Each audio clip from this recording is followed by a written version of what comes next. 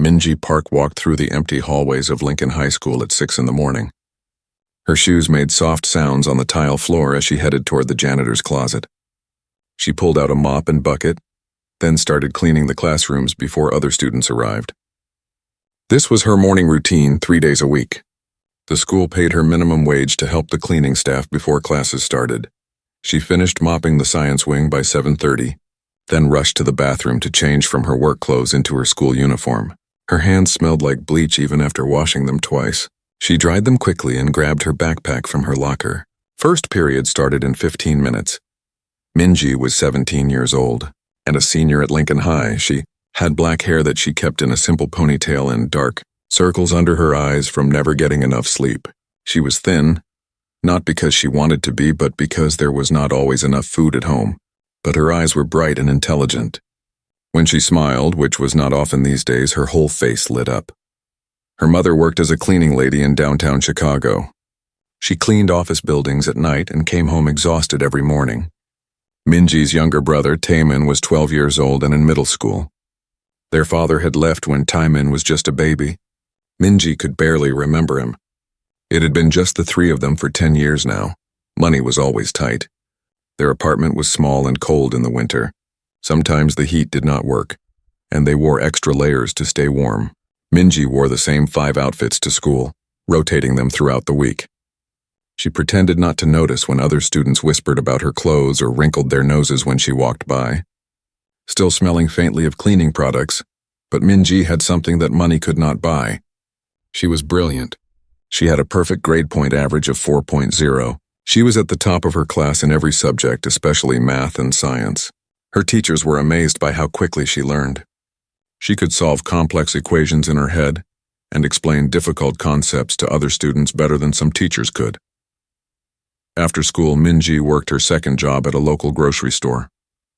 She stocked shelves and worked the cash register until 9 at night. Then she went home, helped Taemin with his homework, ate whatever simple dinner her mother had prepared, and studied until midnight. She usually got about 5 hours of sleep before starting all over again. Despite everything, Minji had a dream. She wanted to study engineering. She wanted to design buildings and bridges. She wanted to create things that would last forever. She wanted to make enough money so her mother could stop working so hard. She wanted to buy Taemin new clothes and shoes that fit properly. She wanted a life that was different from the one she had now. The problem was college. Minji knew she could get into a good university. Her grades were perfect, but her family had no money for tuition. She had been applying for every scholarship she could find, staying up late to write essays and fill out applications. So far, she had won 2 small scholarships that would cover some books and supplies, but she needed so much more. Mrs. Chen was Minji's guidance counselor. She was a kind woman in her 50s with gray hair and a warm smile. She believed in Minji more than anyone else at the school. She had written letters of recommendation for Minji's scholarship applications and had spent hours helping her search for financial aid opportunities. One Tuesday morning in October, Mrs. Chen called Minji to her office during lunch period. Minji arrived quickly, eating a peanut butter sandwich as she walked. Lunch was the only time she had to eat during the school day. "Minji, sit down," Mrs. Chen said, smiling widely. "I have wonderful news." Minji sat in the chair across from Mrs. Chen's desk. Her heart beat faster. Good news was rare in her life. "The Morrison STEM Scholarship has just been announced," Mrs. Chen explained. "It is one of the most prestigious scholarships in the country. The winner gets a full ride to any university they choose. That means all tuition, all fees, room and board, everything. Plus they get money for living expenses." Minji's sandwich stopped halfway to her mouth. "Everything?" she whispered. "Everything," Mrs. Chen confirmed. "And Minji, I think you are the perfect candidate. The scholarship is specifically for students who have overcome significant hardships, students who have worked hard despite difficult circumstances, students who want to study science, technology, engineering, or math." Tears filled Minji's eyes. She tried to blink them away. "How do I apply?" Mrs. Chen handed her a folder. "The application is due in 3 weeks. You need to write a personal essay about your life and your goals. You need 3 letters of recommendation, which I will help you get. And you need to submit your transcripts and a list of your achievements." Minji looked through the folder with shaking hands. This could change everything. This could be her way out. This could be her chance to actually go to college to study engineering to help her family. "Thank you, Mrs. Chen," Minji said softly. "Thank you so much." "You deserve this opportunity, Minji," Mrs. Chen replied. "I have been working with students for 30 years and you are one of the brightest I have ever taught. Do not let anyone tell you otherwise." Minji left the office holding the folder like it was made of gold. For the first time in months, she felt something like hope. That night, after finishing her shift at the grocery store, Minji sat at the small kitchen table in her apartment. Taemin was already asleep in the bedroom they shared. Her mother was at work. Minji opened her laptop, an old model that took forever to start up, and began working on her essay. She wrote about growing up poor. She wrote about watching her mother work 2 jobs and never complain. She wrote about cleaning classrooms before school and stocking shelves after school. She wrote about the kids who made fun of her clothes and her accent when she first came to America. She wrote about learning English by reading library books because her family could not afford tutoring. She wrote about falling in love with math because numbers were the same in every language. She wrote about her dreams. She wrote about wanting to design buildings that could withstand earthquakes so families would not lose their homes. She wrote about wanting to create bridges that connected communities. She wrote about wanting to prove that being poor did not mean you were less intelligent or less deserving. Minji worked on her essay for 2 weeks. She revised it dozens of times. She asked Mrs. Chen to read it and give feedback. She made it perfect. Mrs. Chen collected letters of recommendation from Minji's math teacher, her physics teacher, and herself. All 3 letters praised Minji's intelligence, work ethic, and character. But there was one more letter Minji needed. The application required a letter from her English teacher. That teacher was Ms. Patricia Whitmore. Ms. Whitmore was a white woman in her late 50s. She had taught English at Lincoln High School for 25 years. She was the senior teacher in the English department and had a lot of power in the school. She was also the chair of the scholarship committee that would review all Morrison scholarship applications from Lincoln High. Minji had Ms. Whitmore for Advanced Placement English Literature. She got perfect scores on every test and essay, but Ms. Whitmore never seemed to like her. The teacher rarely called on Minji in class, even when her hand was raised. When Minji asked questions, Ms. Whitmore's answers were always short and cold. Still, Minji needed that letter. She approached Ms. Whitmore after class one day, holding her application folder. "Ms. Whitmore, I am applying for the Morrison Scholarship," Minji said politely. "I need a letter of recommendation from you. Would you be willing to write one for me?" Ms. Whitmore looked up from her desk. Her eyes were cold and calculating. "The Morrison Scholarship?" she said slowly. "That is a very competitive scholarship, Minji. Are you sure you want to apply?" "Yes, ma'am," Minji replied. "I believe I am a strong candidate." Ms. Whitmore's lips pressed into a thin line. "Well, I suppose I can write something for you. Leave your information with me." "Thank you so much," Minji said, feeling relieved. But she did not see the look on Ms. Whitmore's face after she left the room. She did not see the teacher's expression turn sour. She did not hear Ms. Whitmore mutter under her breath, "These people think they deserve everything." Minji submitted her application on the last day it was due. She included her perfect essay, her flawless transcripts, her list of achievements, and her 4 letters of recommendation. She said a small prayer as she sealed the envelope and handed it to Mrs. Chen, who would forward all applications to Ms. Whitmore as the scholarship committee chair. "I am so proud of you," Mrs. Chen said, hugging Minji tightly. "You are going to do amazing things." Minji allowed herself to hope. She allowed herself to imagine a different future. She allowed herself to dream. She did not know that her application would never get a fair review. She did not know that Ms. Whitmore had already decided Minji would not win. She did not know that her dreams were about to be shattered by someone who believed that scholarships should not go to people who looked like her. The application deadline passed. Now all Minji could do was wait. 3 weeks felt like 3 years. Minji checked her email every morning, afternoon, and night.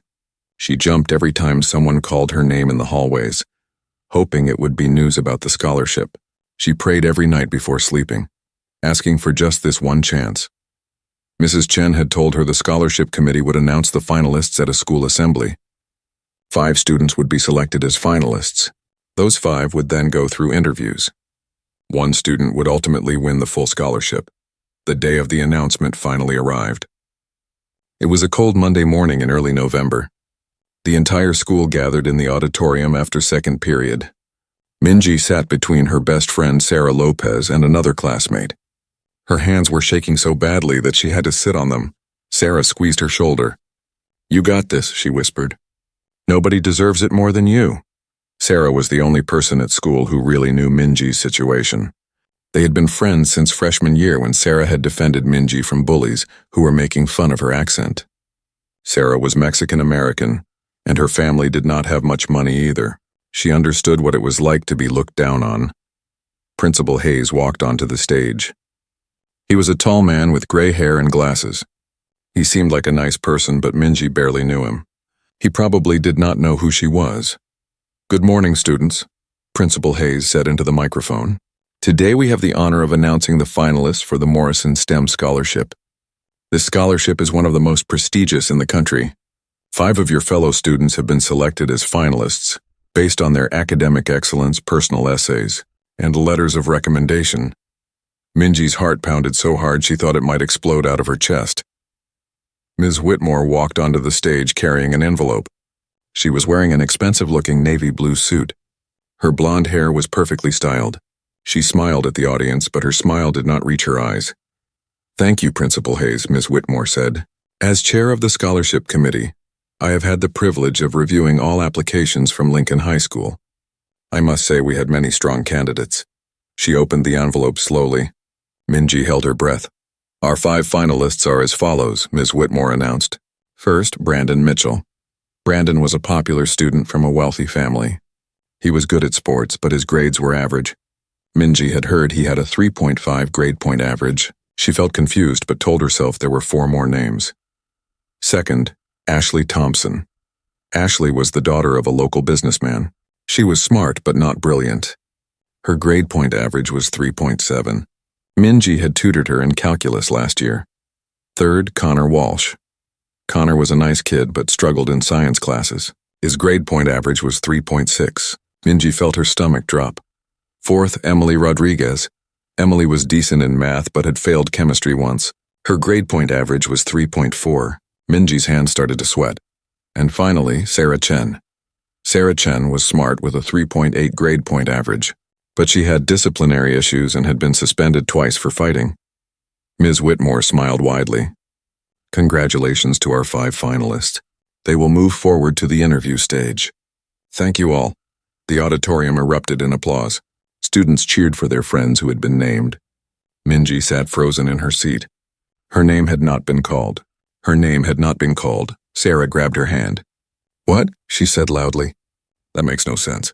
You have a 4.0. You are literally the smartest person in this school." Minji could not speak. She felt like someone had punched her in the stomach. All the air had left her lungs. The auditorium suddenly felt too hot, too crowded, too loud. She needed to get out. She stood up and pushed past other students, ignoring their annoyed complaints. She ran out of the auditorium and down the hallway to the nearest bathroom. Once inside, she locked herself in a stall and let the tears come. All her hopes, all her dreams, all her hard work meant nothing. She had been so stupid to believe she had a chance. People like her did not get scholarships like that. People like her were meant to struggle and work minimum wage jobs forever. She cried for 10 minutes before she heard the bathroom door open. "Minji?" It was Sarah's voice. "I know you are in here. Come out, please." Minji wiped her eyes and unlocked the stall door. Her face was red and blotchy. Sarah immediately hugged her. "This is wrong," Sarah said firmly. "Something is very wrong. You should have been on that list. Everyone knows you should have been on that list." "Maybe I was not good enough," Minji whispered. "Maybe my essay was not strong enough." "That is bullshit and you know it," Sarah said, using a word she rarely used. "Your grades are better than everyone on that list. You have overcome more than anyone in this school. Something else is going on." Minji wanted to believe her, but the pain was too deep. She had let herself hope, and hope had destroyed her. Mrs. Chen found them in the bathroom 20 minutes later. The guidance counselor looked upset and confused. "Minji, I need to talk to you," Mrs. Chen said gently. "Can you come to my office?" The 3 of them walked through the now empty hallways to Mrs. Chen's small office. Minji sat in her usual chair while Sarah stood protectively behind her. "I do not understand what happened," Mrs. Chen said, shaking her head. "I reviewed your application before you submitted it. It was perfect. Better than perfect. You should have been the first name called, not left off the list entirely." Maybe the committee saw something I did not see, Minji said quietly. Maybe I was not good enough. No, Mrs. Chen said firmly. That is not true. Something is wrong here. I'm going to talk to Ms. Whitmore and get some answers. Mrs. Chen marched to Ms. Whitmore's classroom during lunch period. Sarah and Minji waited anxiously in the cafeteria, neither of them able to eat. Mrs. Chen knocked on Ms. Whitmore's door. The English teacher was sitting at her desk, eating a salad and looking at her phone. Ms. Whitmore, I need to discuss the Morrison Scholarship results, Mrs. Chen said, trying to keep her voice professional. Ms. Whitmore looked up and sighed. What about them? I am confused about why Minji Park was not selected as a finalist, Mrs. Chen said. She has the highest grades of any applicant. Her essay was exceptional. Her letters of recommendation were glowing. The competition was very fierce this year, Ms. Whitmore said smoothly. She had clearly prepared this answer. We had to look at the whole picture, not just grades. What whole picture? Mrs. Chen asked. Minji has everything. She works 2 jobs while maintaining perfect grades. She has overcome incredible hardships. The Morrison Scholarship is specifically designed for students like her. Ms. Whitmore's expression became cold. Mrs. Chen, I appreciate your passion for your students, but the scholarship committee made our decision based on many factors. We selected the students we believed had the most well-rounded applications. Students who would represent Lincoln High well. Well-rounded, Mrs. Chen repeated. Brandon Mitchell barely passes his science classes. Ashley Thompson has never worked a day in her life. Connor Walsh needed tutoring just to graduate. How are they more well-rounded than Minji? I do not appreciate your tone, Ms. Whitmore said, standing up. The committee's decision is final. Minji is a fine student, but there were simply better candidates this year. Mrs. Chen stared at her. Something in Ms. Whitmore's tone, something in her eyes, made Mrs. Chen's stomach turn. She had been a guidance counselor for 30 years. She knew prejudice when she saw it. I would like to see all the applications, Mrs. Chen said carefully. As Minji's guidance counselor, I believe I have the right to understand why she was not selected. The committee's decisions are confidential, Ms. Whitmore said quickly. We cannot share application materials. I am sure you understand. Actually, I do not understand, Mrs. Chen replied. These students are my responsibility. I need to see how decisions are being made. This conversation is over, Ms. Whitmore said, her voice sharp. If you have concerns, you can take them up with Principal Hayes. Good day, Mrs. Chen. Mrs. Chen left the classroom feeling more suspicious than before. Ms. Whitmore had been defensive, almost hostile. That was not normal.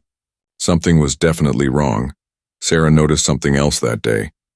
After school, she was putting books in her locker when she heard voices coming from around the corner. She recognized Ms. Whitmore's voice immediately. These scholarship kids need to understand merit, not charity cases, Ms. Whitmore was saying to Mr. Peterson, another teacher. Just because someone has a sad story does not mean they deserve opportunities meant for real achievers. Sarah's blood ran cold. She stayed very still, listening. I thought the scholarship was for underprivileged students, Mr. Peterson said, sounding confused.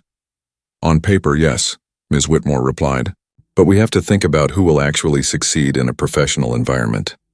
Who will represent our school well? Some students, no matter how hard they try, simply do not have what it takes. Sarah heard them walk away. She stood there shaking with anger. She had heard exactly what she needed to hear. Ms. Whitmore had not rejected Minji because of her application. She had rejected Minji because of who Minji was.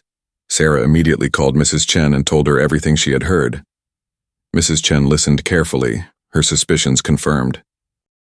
Mrs. Chen could not stop thinking about Minji. Every day she saw the girl's sad eyes and defeated posture. She felt more determined to uncover the truth. She spent her evenings researching the Morrison Scholarship, trying to understand exactly what had gone wrong. The Morrison Scholarship had been founded 15 years earlier by Dr. David Morrison, a technology entrepreneur who had made billions creating software that millions of people used every day. Mrs. Chen read his biography on the foundation website. Dr. Morrison had grown up poor in a small town in Ohio. His father had worked in a factory. His mother had cleaned houses. He had been the first person in his family to go to college, and only because a scholarship had paid his way. After he became successful, he wanted to give other students the same chance he had received. The Morrison Scholarship mission statement was crystal clear.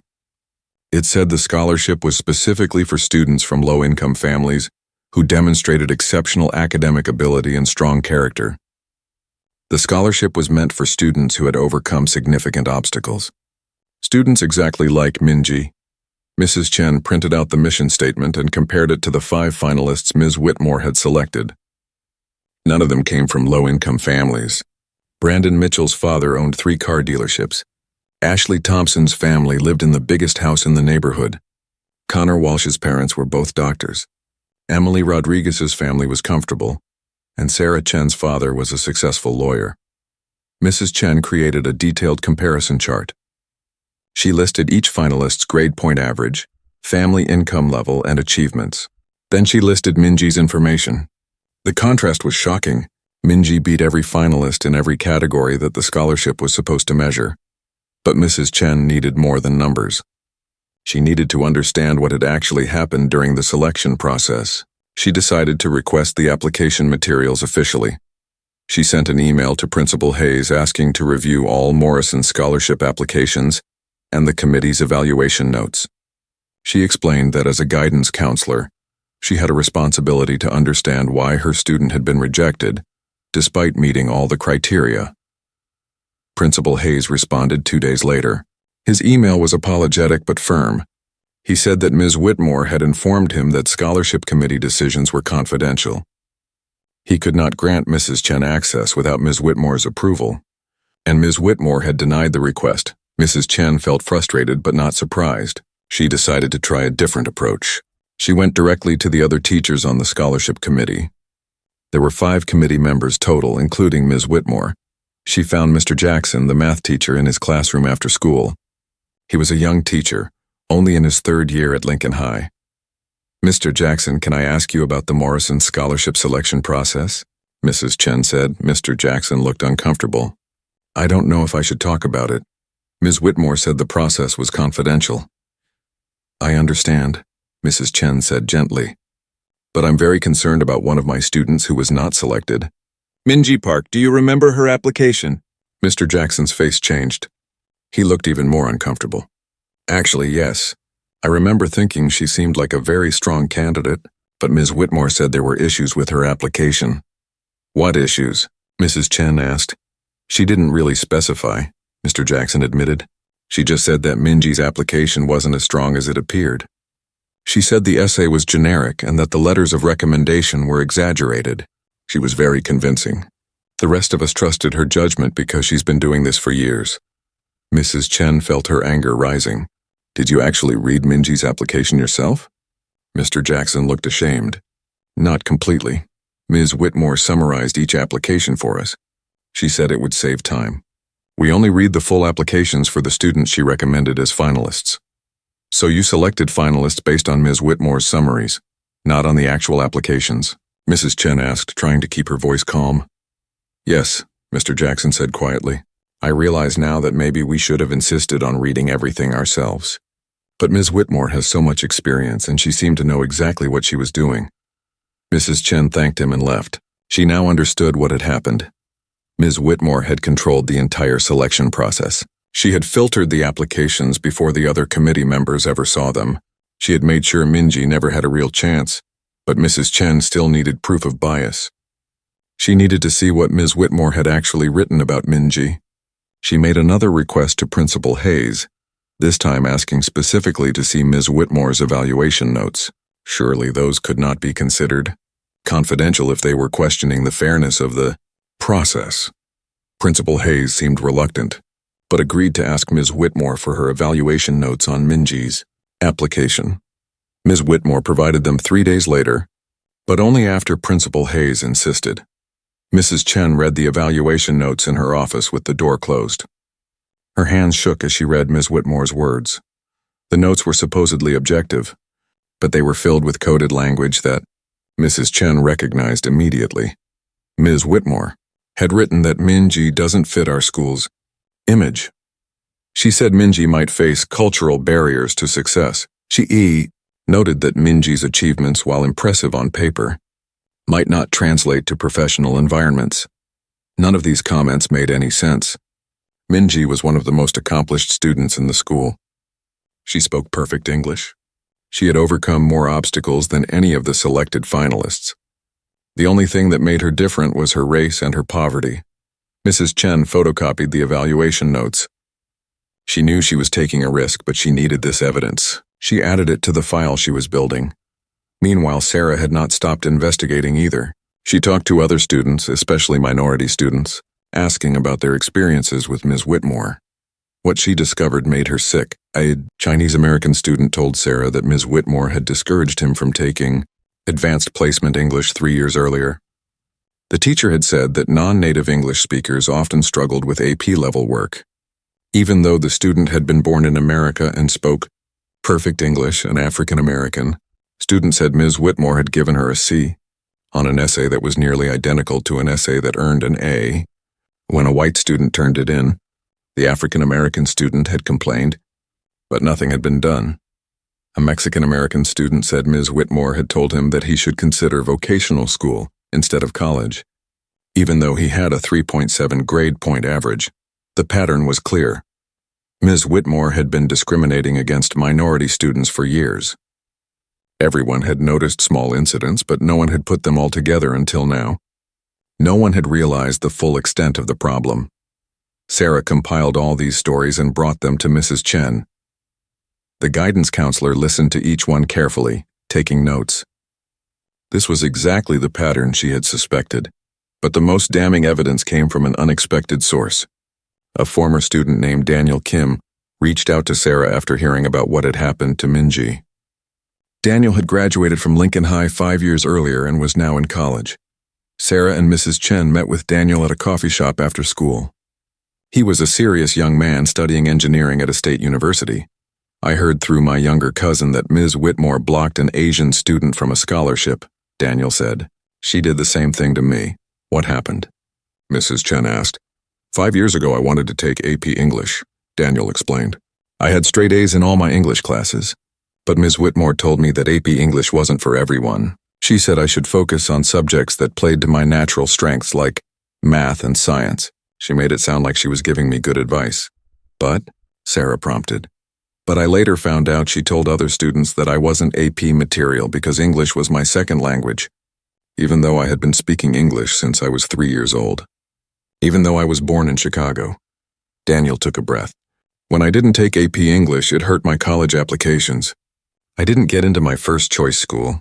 I always wondered if things would have been different if Ms. Whitmore had encouraged me instead of pushing me away. Mrs. Chen felt a cold anger settling in her chest. This had been going on for years. Ms. Whitmore had been hurting students for years and no one had stopped her. Would you be willing to write down what happened? Mrs. Chen asked Daniel. Would you be willing to make an official statement? Daniel nodded. Yes. If it helps stop her from doing this to other students, I'll do whatever you need. Mrs. Chen went home that night and added Daniel's story to her growing file. She now had evaluation notes with coded language, testimony from current students, testimony from a former student, and clear evidence that Minji had been treated unfairly. She updated the letter she had sent to the Morrison Scholarship Foundation, adding all the new information. She sent the updated letter by email this time, hoping it would reach someone faster. But Minji knew nothing about any of this. She continued going through her days in a fog. Her mother noticed the change in her daughter. Minji barely smiled anymore. She barely ate. She came home from work and went straight to bed instead of studying. Minji's mother tried to talk to her, but Minji said everything was fine.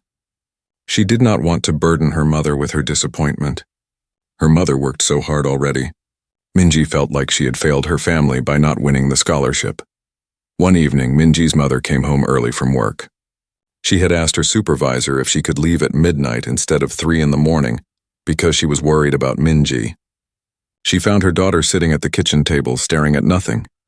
Minji, what is wrong? Her mother asked in Korean. You have not been yourself for weeks. Minji could not hold it in anymore. She started crying and told her mother everything. She told her about the scholarship, about being rejected, about feeling like she would never be good enough no matter how hard she tried. Her mother held her while she cried. My beautiful daughter, she said softly. You are already good enough. You have always been good enough. The world just needs to catch up to you. But I wanted to make you proud, Minji sobbed. I wanted to go to a good college. I wanted to help you and Taemin. I wanted to make our lives better. You already make me proud every single day, her mother said firmly. You work so hard. You never give up. You are the strongest person I know. College or no college, scholarship or no scholarship, you are enough. Minji hugged her mother tightly. She felt a little bit of the darkness lift. She was still disappointed, still hurt, but she felt less alone. What Minji did not know was that her mother was worried in a different way. She immediately recognized what had likely happened. She had experienced discrimination her entire life. She knew the signs. She knew how people in power could make you feel small without saying anything directly. But Minji's mother felt helpless. She did not speak English well enough to confront school officials. She did not understand how American schools worked. She did not know what she could do to help her daughter. All she could do was hold Minji and pray that somehow justice would find its way to them. Meanwhile, Mrs. Chen checked her email obsessively. She had sent her letter to the Morrison Scholarship Foundation 2 weeks ago. She had heard nothing back. She was starting to lose hope that anyone would respond. But 3,000 miles away in Silicon Valley, someone had finally read her letter. And that someone was about to change everything. James Kim was having his morning coffee in the Morrison Foundation offices in Silicon Valley when he opened Mrs. Chen's email. He was 32 years old and worked as the executive assistant to Dr. David Morrison. Part of his job was reading and responding to emails about the Morrison Scholarship. Most emails were thank you notes from students or routine questions about applications. But this email was different. James read it once quickly, then read it again slowly. His coffee grew cold as he focused on every word. Mrs. Chen had written a detailed account of what had happened at Lincoln High School.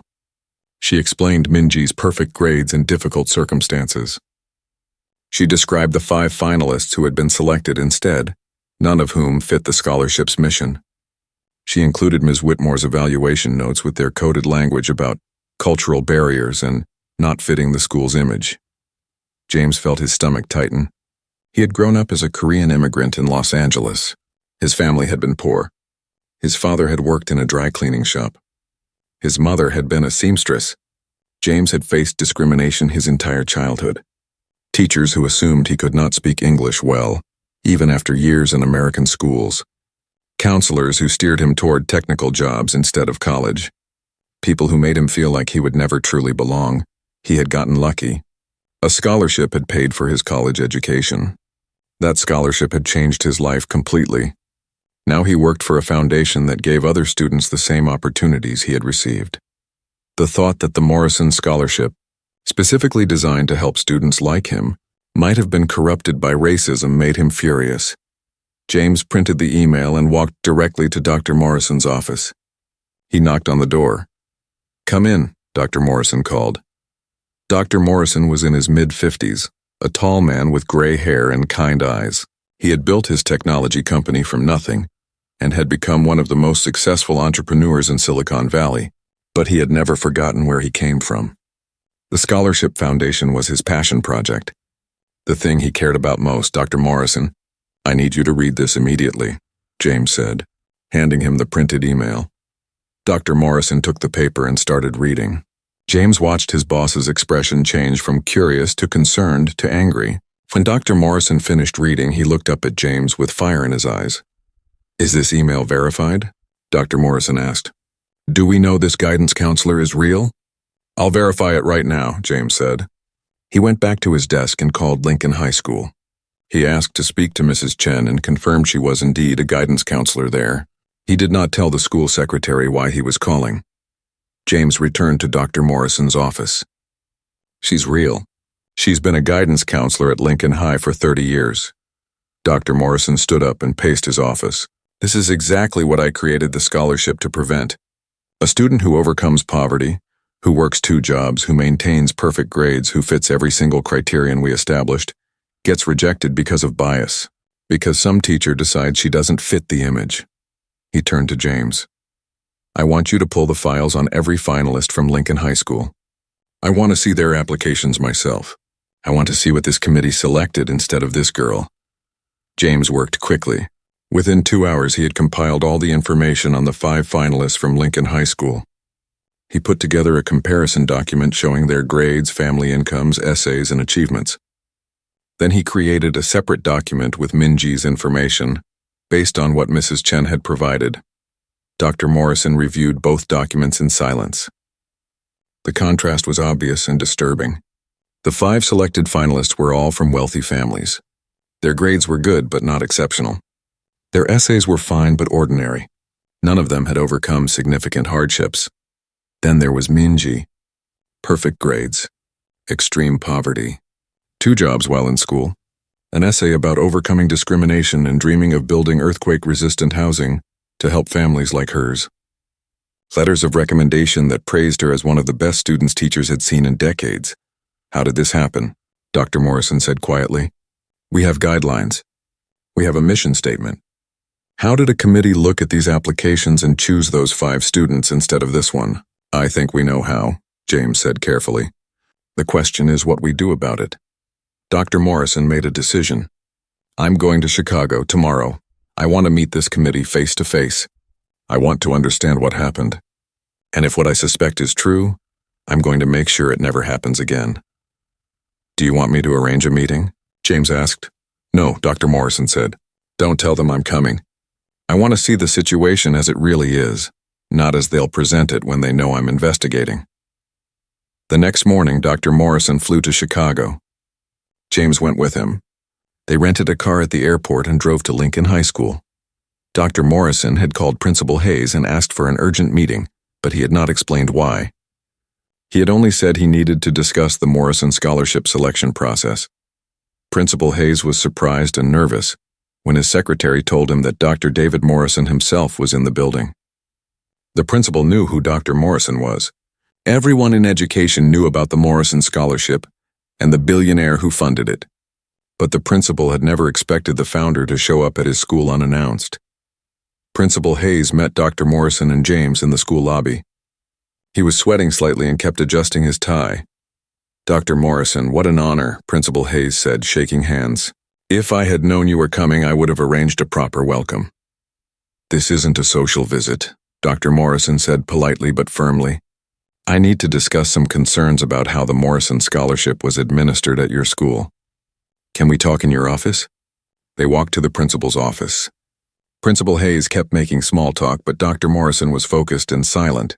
Once they were seated, Dr. Morrison got straight to the point. I understand your school selected 5 finalists for the Morrison Scholarship, Dr. Morrison said. I'd like to meet with those students and review their applications. Of course, Principal Hayes said, relieved. I'm sure they would be thrilled to meet you. I can arrange meetings this afternoon. Good, Dr. Morrison said. I also want to review the complete application pool. I want to see all the students who applied, not just the finalists.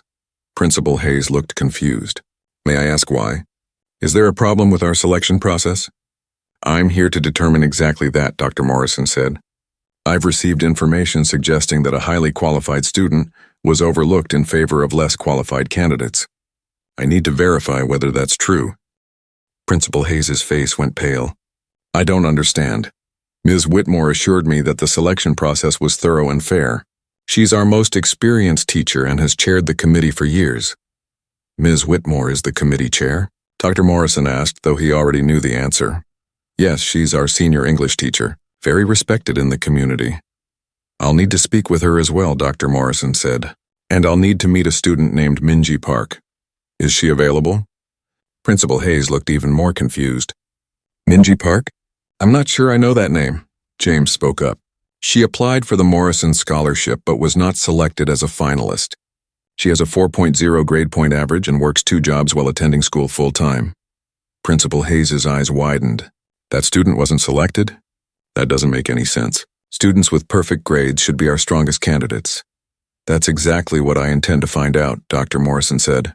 Over the next 3 hours, Dr. Morrison and James interviewed each of the 5 finalists. They met with Brandon Mitchell first. He was a confident young man who talked mostly about his sports achievements and his father's business connections. When Dr. Morrison asked about his academic interests, Brandon struggled to articulate why he wanted to study science or technology. His answers were vague and unprepared. Ashley Thompson was polite but clearly uncomfortable. She had written her essay about a family vacation to Europe and what she had learned about different cultures. It was a nice essay but showed no real hardship or struggle. When Dr. Morrison asked about obstacles she had overcome, she talked about her horse dying when she was 12.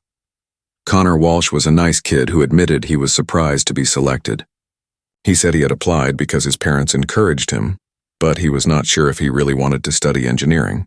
He thought he might prefer business instead. Emily Rodriguez seemed to have some genuine interest in science, but her academic record showed significant struggles. She had failed chemistry once and needed to retake it. She had also failed a math class sophomore year. Sarah Chen was smart and capable, but her disciplinary record was concerning. She had been suspended twice for fighting, and once for cheating on a test. When Dr. Morrison asked about these incidents, she became defensive and blamed other students. After meeting all 5 finalists, Dr. Morrison sat in an empty classroom with James. He looked tired and disappointed. "None of them are bad kids," Dr. Morrison said, "but none of them fit the scholarship criteria. None of them have overcome real hardship. None of them show the drive and determination the scholarship is supposed to reward.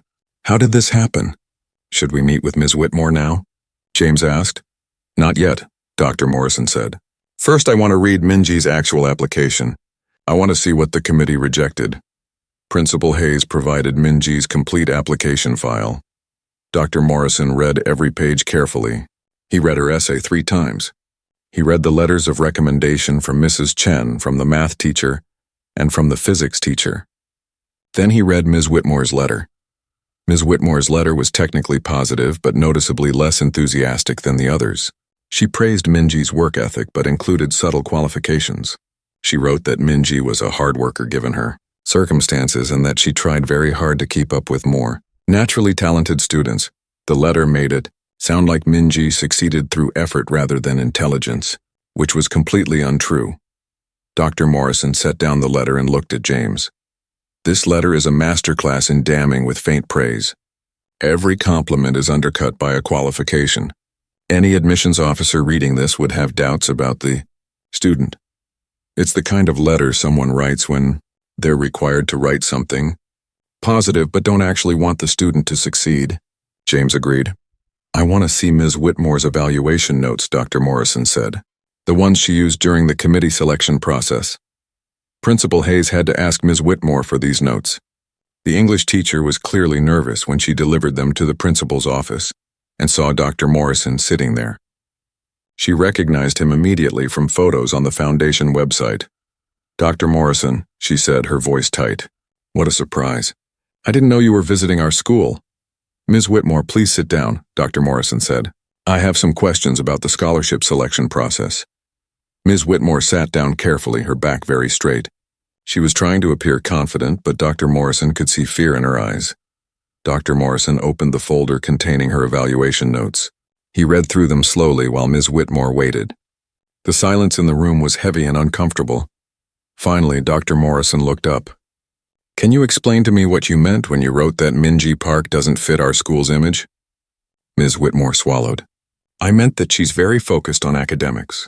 She doesn't participate in extracurricular activities. We thought the scholarship should go to more well-rounded students." "Minji works 2 jobs," Dr. Morrison said. "She doesn't have time for extracurricular activities. The Morrison Scholarship is specifically designed for students who work to support their families. That's part of our criteria." "Yes, of course," Ms. Whitmore said quickly. "But we have to think about the whole picture. What about when you wrote that she might face cultural barriers to success?" Dr. Morrison continued. "What cultural barriers were you referring to?" Ms. Whitmore's face flushed. "I just meant that students from immigrant families sometimes struggle to adapt to college environments. I was thinking of her best interests. Minji was born in America," James said quietly. "She's not an immigrant." The room went silent. Principal Hayes looked shocked. He was finally beginning to understand what had happened. Dr. Morrison closed the folder. "Ms. Whitmore, I think we both know what happened here. The question is what we're going to do about it." Ms. Whitmore's face had gone from red to pale white. Her hands gripped the arms of her chair so tightly that her knuckles turned white. She opened her mouth to speak, then closed it again. Principal Hayes stared at her with growing horror as he began to understand the full picture. "I think we need to convene the entire scholarship committee," Dr. Morrison said, his voice calm but cold as ice. Right now. I want everyone who was involved in this decision in this room. Principal Hayes nodded and picked up his phone. Within 20 minutes, all 5 committee members were gathered in the conference room. Mr. Jackson, the young math teacher, looked confused and worried. The other 3 teachers looked uncomfortable, sensing that something serious was happening. Dr. Morrison stood at the head of the table. James sat beside him with a laptop open, ready to take notes. Principal Hayes sat to the side, his face grave. Ms. Whitmore sat as far from Dr. Morrison as possible, her arms crossed defensively. "Thank you all for coming on short notice," Dr. Morrison began. "I'm here because I've received troubling information about how the Morrison Scholarship was administered at your school. I've spent the day reviewing applications and interviewing finalists. What I've found is deeply concerning." The committee members shifted in their seats. Mr. Jackson looked sick. He had suspected something was wrong, but now he was realizing just how badly he had failed. "I created the Morrison Scholarship 15 years ago with a very specific mission," Dr. Morrison continued, "to help students from low-income families who demonstrate exceptional academic ability and strong character. Students who have overcome significant obstacles, students who show determination and resilience." He paused and looked at each committee member. "The 5 finalists you selected do not fit that mission. Not one of them comes from a low-income family. None of them have overcome significant hardships. Their grades are good but not exceptional. Their essays are pleasant but show no real struggle or growth." Ms. Whitmore tried to interrupt. "Dr. Morrison, if I may explain." "You'll have a chance to speak," Dr. Morrison said firmly. "Right now I'm talking." "Meanwhile, there was a student who perfectly fits every criterion we established. Minji Park has a perfect grade point average while working 2 jobs. She supports her family financially. She has overcome poverty and discrimination. Her essay is powerful and shows genuine passion for engineering. Her letters of recommendation describe her as one of the best students her teachers have ever seen." He placed Minji's application on the table. "This student was not even selected as a finalist. I want to understand how that happened." The room was completely silent. Mr. Jackson spoke first, his voice shaking. "Dr. Morrison, I can only speak for myself, but I made a terrible mistake." Ms. Whitmore summarized the applications for us. She said it would save time. She told us Minji's application was not as strong as it appeared. She said the essay was generic and the letters were exaggerated. We trusted her judgment because she has so much experience. "Did you read Minji's application yourself?" Dr. Morrison asked. "No, sir," Mr. Jackson admitted, hanging his head. "I didn't. None of us did except for Ms. Whitmore. She gave us summaries, and then we only read the full applications for the students she recommended." "I see now how wrong that was." Dr. Morrison turned to the other committee members. "Did any of you read Minji's application?" All 3 shook their heads. One of them, Mrs. Patterson, spoke up. "Ms. Whitmore has chaired this committee for 8 years. She's always been very thorough and fair. We had no reason to doubt her summaries. But I feel sick now thinking we might have rejected a deserving student without even reading her application." "You did reject a deserving student," Dr. Morrison said. "The most deserving student who applied. The question is why?" He pulled out Ms. Whitmore's evaluation notes and read them aloud. "Student doesn't fit our school's image. May face cultural barriers to success. Achievements might not translate to professional environments. Hard worker given her circumstances. Tries to keep up with more naturally talented students." With each phrase, the other committee members looked more shocked and uncomfortable. They had not seen these notes. Ms. Whitmore had kept them private. "Ms. Whitmore," Dr. Morrison said, looking directly at her. "Can you explain what you meant by these evaluations? What did you mean by doesn't fit our school's image?" Ms. Whitmore's face was red again. She knew she was trapped. "I meant exactly what I said. I was thinking about which students would best represent Lincoln High School. Students who have the social skills and polish to succeed at the university level. Minji has a 4.0 grade point average," James said.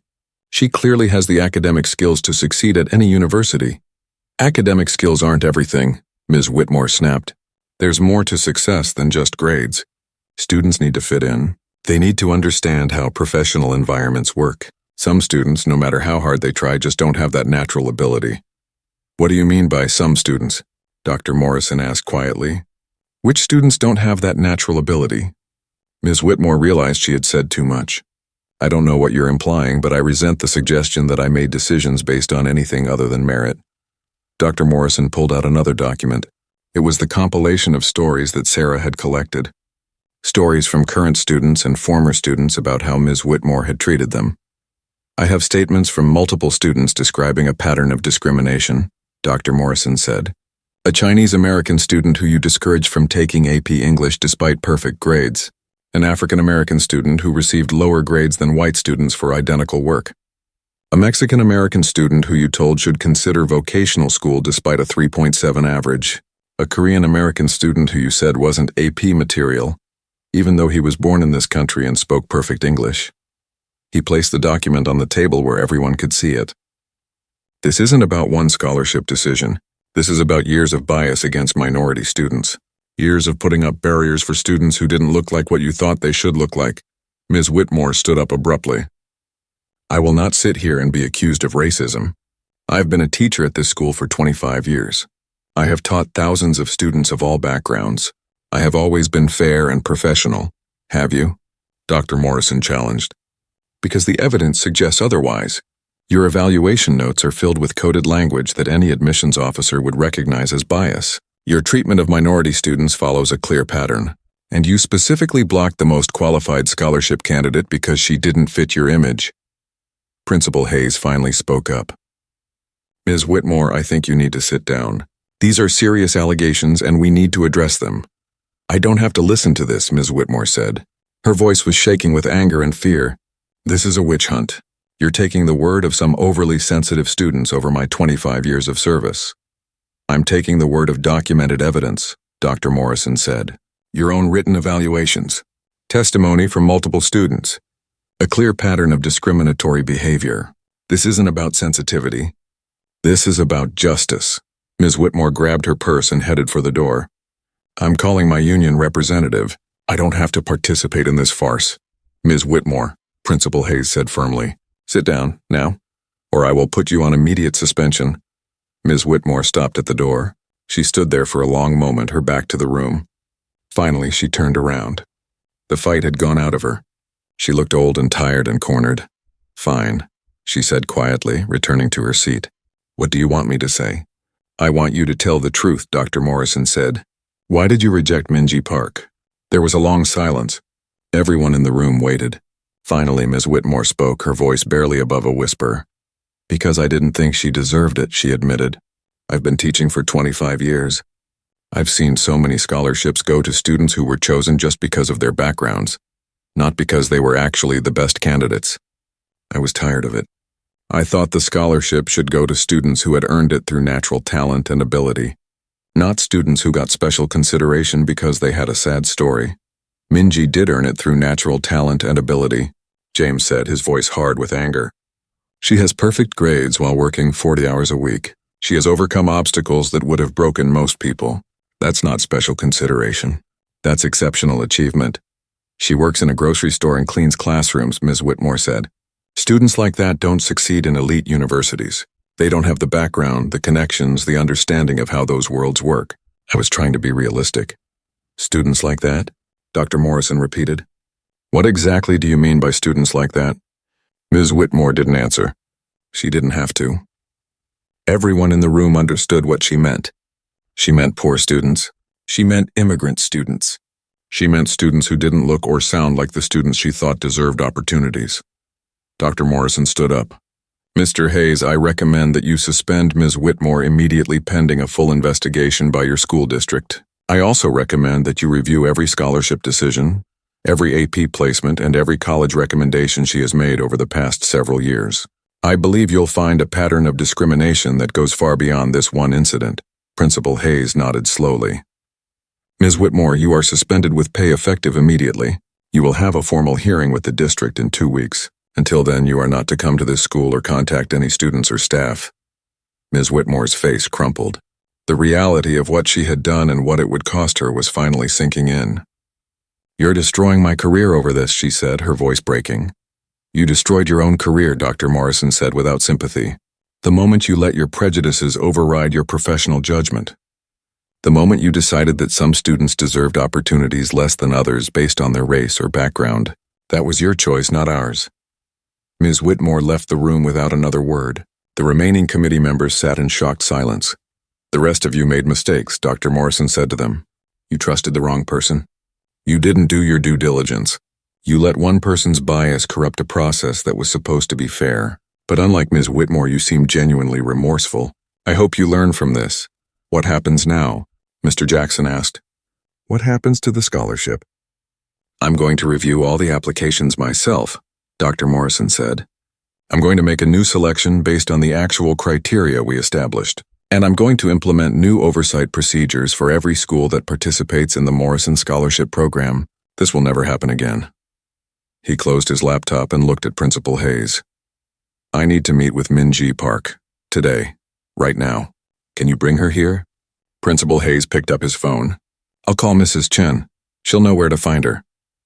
15 minutes later, Mrs. Chen arrived at the principal's office with Minji. The girl looked terrified. She thought she was in trouble. She had no idea that her entire life was about to change. Ever seen? He placed Minji's application on the table. This student was not even selected as a finalist. I want to understand how that happened. The room was completely silent. Mr. Jackson spoke first, his voice shaking. Dr. Morrison, I can only speak for myself, but I made a terrible mistake. Ms. Whitmore summarized the applications for us.